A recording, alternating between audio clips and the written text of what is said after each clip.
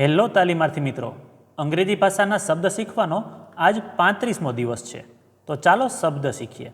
આજનો પહેલો શબ્દ છે ટર્મિનેટ. તેનો સ્પેલિંગ છે TERMINATE. ટર્મિનેટ એટલે સમાપ્ત કરવું. ઉદાહરણ તરીકે, ધે ટર્મિનેટેડ ધ કોન્ટ્રાક્ટ. તેઓએ કરાર સમાપ્ત કર્યો. ત્યાર પછીનો શબ્દ છે અકોમ્પ્લિશ.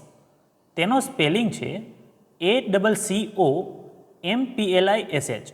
અકોમ્પ્લિશ એટલે પૂર્ણ કરવું. ઉદાહરણ તરીકે, વી અકોમ્પ્લિશ્ડ અવર ગોલ્સ.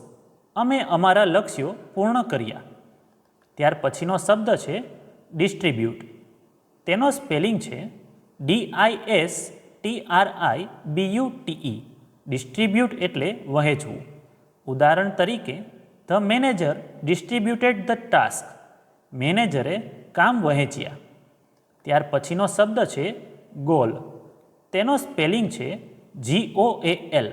ગોલ એટલે બજાર ધ્યેય અથવા તો લક્ષ્ય.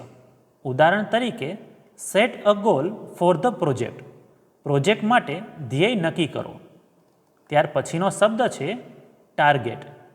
તેનો સ્પેલિંગ છે TARGET.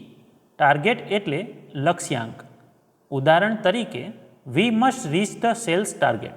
આપણે વેચાણના લક્ષ્યાંકને પૂર્ણ કરવો જોઈએ. તો મિત્રો, આજે શીખેલા 5 શબ્દો આ રીતે હતા.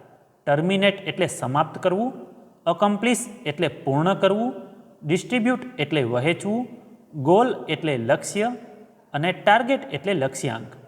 તો આવી જ રીતે ITIની તથા જોબની અપડેટ માટે આ ચેનલને સબસ્ક્રાઈબ જરૂર કરજો.